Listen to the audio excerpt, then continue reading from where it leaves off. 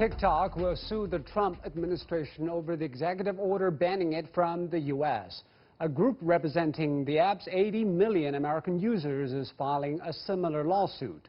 Will either make a difference, and what are the chances of the Trump administration backing down? With WeChat also in U.S. crosshairs, will Tencent also take legal actions?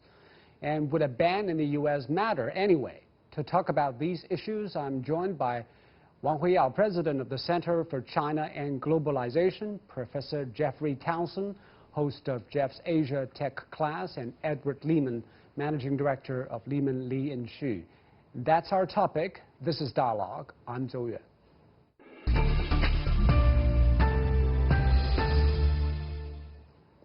Let me start with you, Edward. The company actually confirmed, TikTok, that it will sue the Trump administration as early as this week over the executive order banning its operations in the U.S.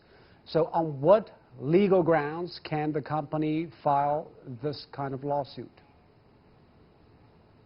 You know, Zhou Yue, they're going to challenge the lawsuit under the lack of due process. So there were two executive orders, one issued on August the 6th, one issued on August the 14th. And this one's going to be aimed towards August the 6th executive order, where it gave the Secretary of Commerce 45 days to be able to list transactions involving ByteDance and its holdings that should be banned. And so we're waiting for that. It will be a sort of what we lawyers would call a very technical approach towards the litigation. I think there will also be litigation actually brought by the employees of the U.S. TikTok because it's harming them personally. That's what the word is. And it'll be about the lack of due process. So due process is the ability not to have your property taken away arbitrarily without due process of law, without procedures being in place. So this executive order is done again by the White House, and the challenge would be that it did not meet the standard of due process, which is part of our United States Constitution and the Fourth Amendment and the Fifth Amendment and the 14th Amendment. How long do you think the legal process will last, and what are the chances of TikTok winning? Well, I think the legal process, like all things, the wheels of justice turn slow. And but I think what they'll try to do is go in and try to get this thing stopped, which I think they have a very good chance of doing, stopping, at least slowing down the clock on the 45 days and on the 90 days. I think they'll go for a declaratory judgment, which is going to be putting it on hold. We've seen that before with Trump executive orders with the so-called Muslim ban, and that kind of changed hands as far as winning and losing, but it at least gave them time. And I think for the owners of TikTok and ByteDance specifically, this will give them time to be able to put something more thoughtful together, because it's not reasonable just to have this amount of time to be able to sell off a company. In essence, it's taking away their intellectual property with a forced sale of that. So it's almost the reverse of what the United States has been claiming for years. And Mr. Wang, what do you think of TikTok's decision to go the legal way? Because some people say, well, you do as the Romans do as you are in Rome. Others say probably that will lead to more restrictive policies from Trump administration on TikTok. What do you say? Well, I think this is a very unfortunate that the U.S. administration is taking this kind of action against Chinese companies. I mean, it looks like it's a series of events falling out on the Trump administration agenda, which I think is highly doubtful. I mean, for the election purpose. I think that this is not fair. I mean, for example, this is giving such a short time. Second, it's going to cause a lot of trouble for over 1,500 employees of TikTok in the United States. Thirdly, they have over 100 million users in the United States. So that's actually going to cause a lot of users are not happy as well. And first of all, as Jeffrey just said, you know, I mean, given such short time, it's difficult to negotiate a suitable deal out of that. So I think that this sends a very bad signal, and this actually goes along with a series of actions against ZTE, against Huawei, and now TikTok. So what I think that you know, the outcome is that I hope that you know, maybe there could be buyers be fined and suitable time, enough time is given, and so that business can be continued. Otherwise, it's really very you know, negative against modern commerce. I mean, free market enterprise spirit. This is unthinkable that this is coming out of the United States. So I think the legal pursuit by the TikTok is reasonable. It's gaining them some more time, and also it's demonstrates to the world that this kind of really unjustified sanctions is not really reflect the previous administration's standards of the United States. And do you think it will probably set a precedent for Chinese companies in the future? They will all take legal actions to challenge the decisions from the executive branch? Well, I think that it probably does. You know, like already in the past, the Sanyi already sued, you know, U.S. administration before, and this time is now TikTok's turn. But as U.S. claim it's a free market enterprise society, and particularly if this sanction is really without base, without substance, without evidence. That kind of a wrong accusation is not going to be tolerated by the modern companies, particularly already doing such a big, you know, great acceptance in the United States. I think the U.S. consumers will not accept that. So I think this does set the precedent for the future as well, if there's a kind of wrongdoing, not only for the Chinese company, but for other companies as well. And Jeffrey, President Trump actually invoked the International Emergency Economic Powers Act to classify TikTok's U.S. operation as a national emergency. Well, that is a continuation of a 1917 law and is actually very unusual for a president to invoke such an act to target a foreign company. But what does this say about President Trump's thinking of using his presidential power on a foreign company? Well, I mean, he's used this at least once before in regard to Mexico and illegal immigration. So he's clearly willing to use whatever tool I think gets him where he wants to go. And that just happened to be the one in this case. But he also, you know, the August 14th executive order was not based on this act. It was based on CFIUS, and it's probably a lot stronger legally than this one, which I think everyone kind of knew it was going to be challenged anyways. But his goal is basically not to have a major media company in the United States, which is what TikTok is, owned by a Chinese company. That's what he's going after, I think, by kind of whatever mechanism gets him there. And he's come up with two, so he'll probably come up with some more like he did with Huawei. Well, the executive order obviously is from the government, but how will the legislative, the Senate and the House and the judicial branches deal with these issues, which obviously will be on the rise? Jeffrey? Yeah, I think this is probably the bad news for TikTok, which is there's a lot of legal maneuvering going on, and that's the way the U.S. is. And good for TikTok for suing. That's a very American thing to do. Sue, sue, sue. We like that. But at the end of the day, this is overwhelmingly a political decision. And the political stars are all on one side. There is nobody that I know of, Republican, Democrat, national security apparatus, legislature, executive, the big commercial companies, the Facebooks, the Googles. Everybody is saying one thing. There is no one on the other side of any real political power saying, hey, this company should be allowed to be here. And the arguments they point to are really two. One is kind of a national security argument, which that's a bit of a stretch. It's hard to go from dancing videos to national security. The more, I think, strong one is, you know, all the major media companies of the U.S. that are digital are not allowed in China. Why should this one be allowed in the U.S.? It's a reciprocity argument. That's a pretty good political argument within the United States, and you don't hear anyone arguing the other side. Edward, from the legal perspective, this is for the first time TikTok has confirmed it will pursue legal actions, and the move actually is being rumored for several weeks. But what other companies thinking behind this? And do you think it is still willing to negotiate with companies, American companies who are planning to acquire the operations, or it will probably go another way, stop its operations in the U.S.? You know, I definitely think that it's a maneuver, so you hope for the best, prepare for the worst. I mean, the one thing that the United States has, certainly more of any than China does, which is lawyers. So we have about 1.3 million lawyers for about 300 million people, and China has something like 200,000 lawyers for 1.2 billion people. So lawyers are plentiful in the United States, and certainly TikTok is going to take advantage of this. Just so you know, it's the Emergency Economic Powers Act applies to, it's very broad, any unusual and extraordinary threat to the national security, foreign policy, or economy of the United States originating by an outside source of the United States. And if the president declares a national emergency with respect to this threat.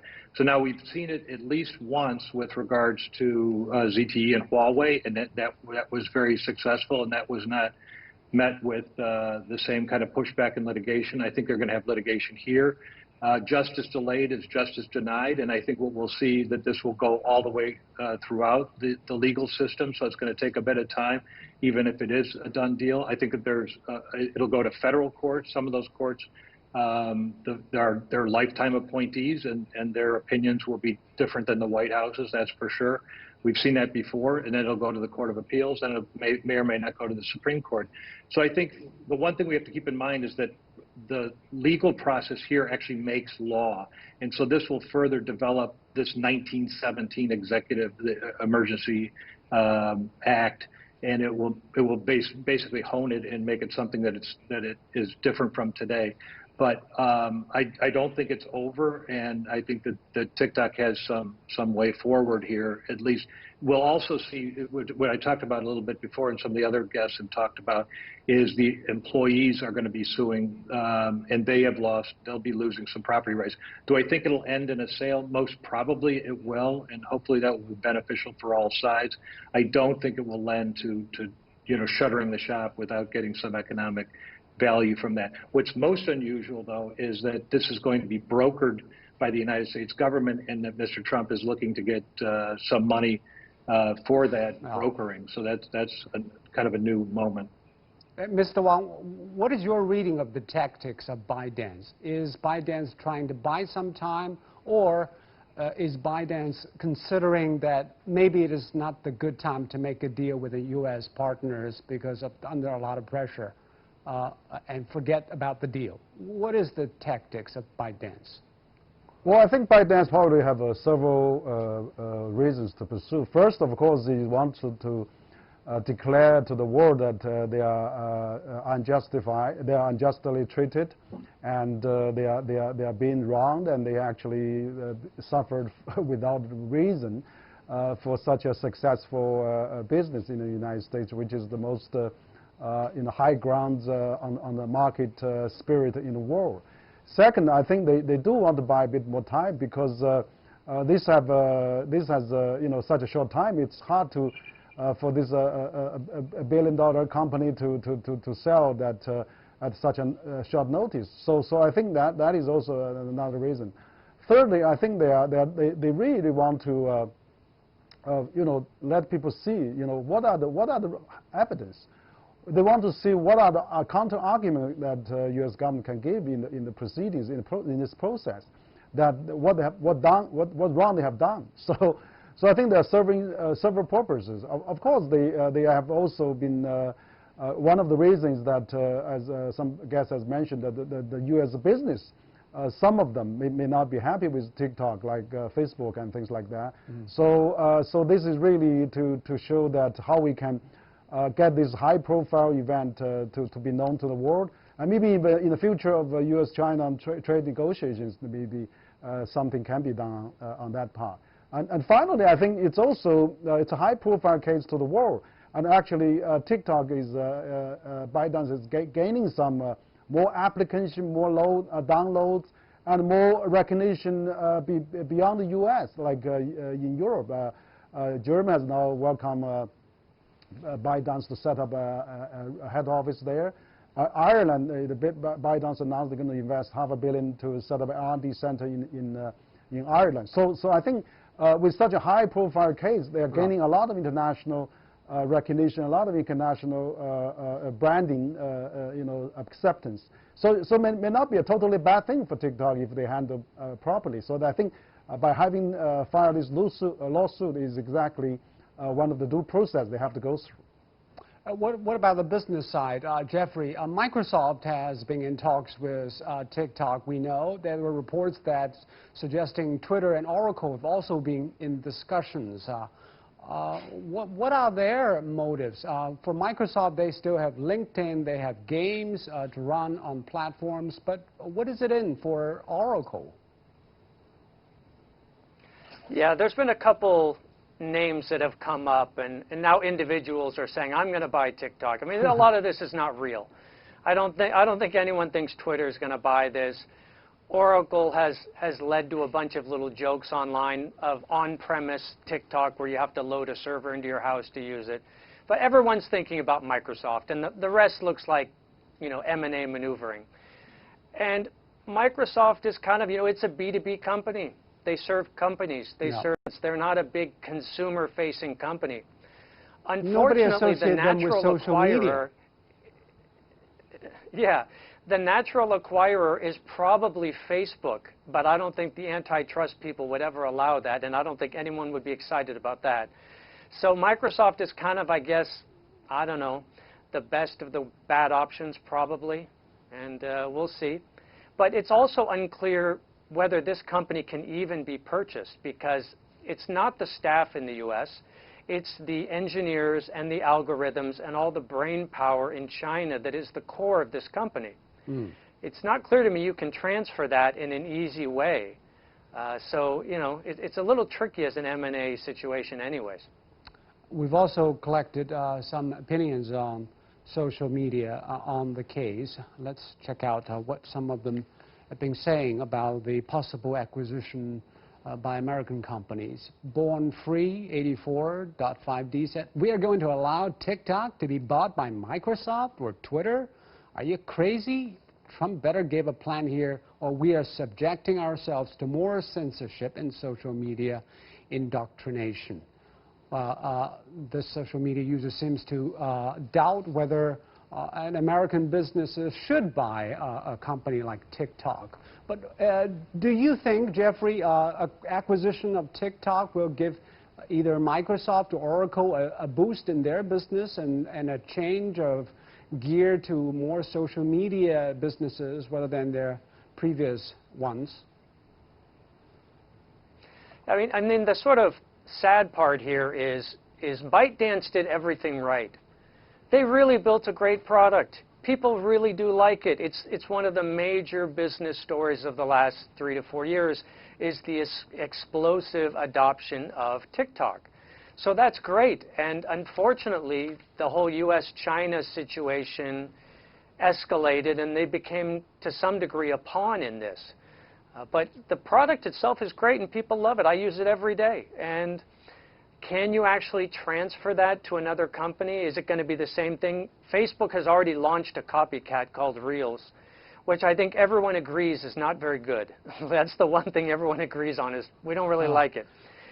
So, yeah, it may not be transferable. It may be unique to ByteDance's abilities. And make matters worse, Jeffrey, this might be just the tip of the iceberg, because in the worst case scenario, Trump could block TikTok, WeChat, Alibaba, any other Chinese apps running in the U.S. Do you think that is likely to happen?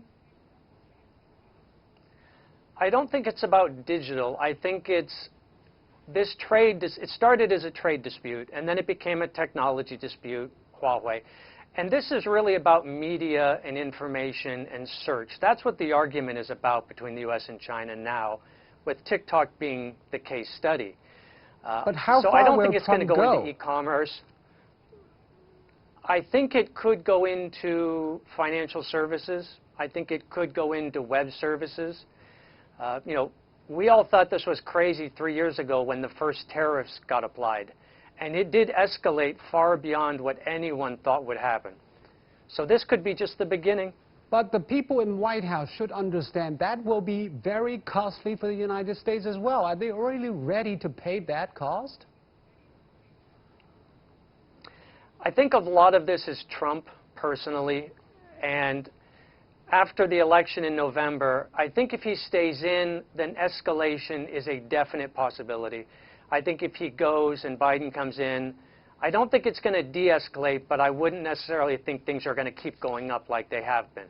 Then I would think it's kind of more status quo, probably. Mr. Wang, what do you think? Some people here in China think this is Trump's tactics to scaring China into submission. Others think that this is the beginning of real decoupling. What do you think? Well, I think that what this Trump has done is really to get the attention of China high on his election agenda, basically for his election purpose. Unfortunately, those companies become casualties on those election agenda. But I do think that even after President Trump, if he got a second term, he got to be realistic. And also, furthermore, I think the business community in the United States would not really tolerate anymore because they are selling in China. They are doing $700 billion business in China. And the negotiations, the more trade talks could bring more U.S. company into China, even possibly Facebook. So I don't think this can be that far. But as far as Biden gains the second term, the same because he will go for a multilateral approach. He will talk climate change and trade deal, WHO, WTO.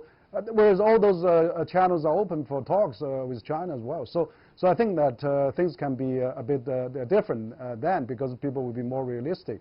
But I think the most important, I think that the business probably now is fed up with what Trump administration is doing, and a lot of them has been named by his hawkish advisors and his staff. But I think Wang, business will not tolerate it in the future. The question is, what will China do in response? Since Trump has been turning the screw tighter and tighter, will China retaliate in the same kind? And if that is so, will China tolerate the consequences, or should China wait out until the election? I think now more and more consensus now in China is that we should not dance tango with Trump. I mean, whatever he does is really crazy for him. It's probably the last tango of before next election. So I don't think we have to dance with him every step of the way. But I think we should really do our best to work within China to have this both internal international economic cycle really function well. And also with open door to the foreign company, including U.S. companies. I think if they felt that China market still welcome them, we could probably be more liberalized on our internet sectors. In the end, I think the business will come back. I think the situation will calm down. Because after all, China is going to be the largest market in the world. I think that there's enough attraction for U.S. companies.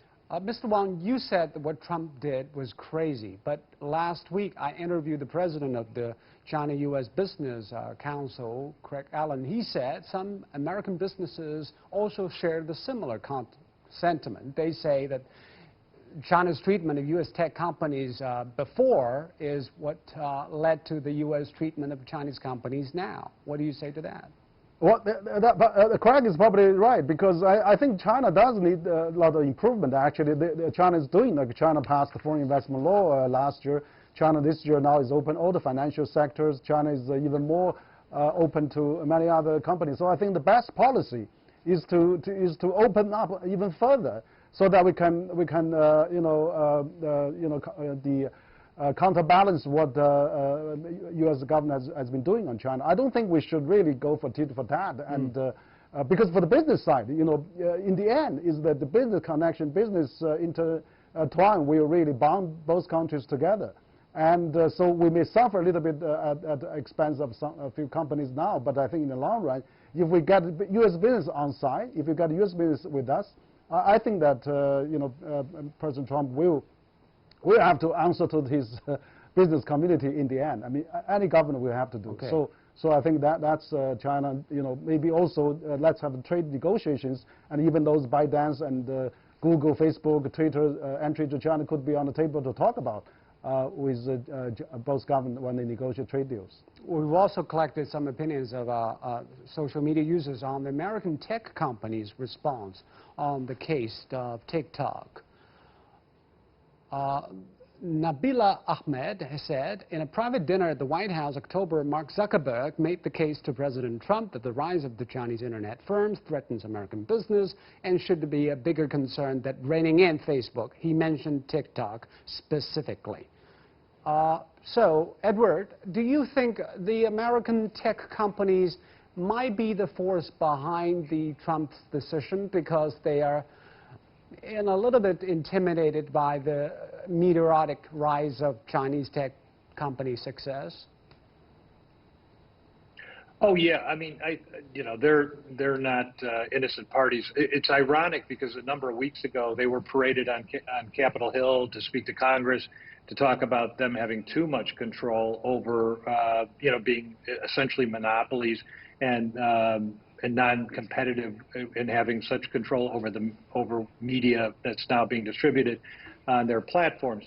Now all of a sudden, Mr. Trump is giving an executive order which would possibly add something else to that where they would control. So this seems very much in the favor of big tech. Certainly, there aren't a whole bunch of buyers that can buy these types of corporations. You have to understand as well, and this was brought up by Jeffrey Townsend, is that this is no small toy. I mean, this is a $75 billion market cap company. It's incredibly innovative, probably the most innovative thing that's come and been adapted by the United States, and not really viewed as something that was from China until it was brought to their attention. So this is something that is really quite valuable that's being taken away. And it's becoming American, might become American run. And what we're creating essentially is a splinter net, not an internet. And that really flies in the face of freedom of speech, which has been brought up by an alliance that's been put together with WeChat users and saying that, that there's going to be communication that's going to be prohibited. And so, this also will spawn other lawsuits. Like I said, I think this is at least a watershed moment with regards to Chinese companies, even like Huawei with Meng Wanzhou. They need to get public relations together. They need to get lawsuits together. They need to get their legal teams together to be able to operate in the United States. In China, there is not as much use for lawyers probably as there are in the United States. And then this is just an example of will become the new normal for foreign tech companies being able to operate there. But the capriciousness upon which these executive orders have been handed out are disadvantageous. And facing the headwind as such, Mr. Wang, what should the Chinese businesses do? Alibaba's CEO said that its policies is to support American brands, retailers, and business and farmers. Will Chinese companies continue to embrace American exposure? Well, I think probably they need to because Jack Ma has met President Trump, and President Trump has invited, and Alibaba could produce 1 million to 2 million jobs for the U.S. I think that the Chinese companies should do the same. Like also the WeChat has 19 million users in the United States. It's such a great tool which enhances the communications, cut down the cost, and raise the greater efficiency. So I think that the invention by the mankind, both from U.S. and China, will help us to get more prosperous for the world. We should not really let this kind of election-driven purpose to stop us. Okay. So I think Chinese companies should continue their great efforts to help the world running out of time. China. Thank you very much, Mr. Wang. Thank you, Jeffrey. Thank you, Edward. You've been watching Dialogue here on CGTN. I'm Joe in Beijing. Thanks so much for watching. Goodbye.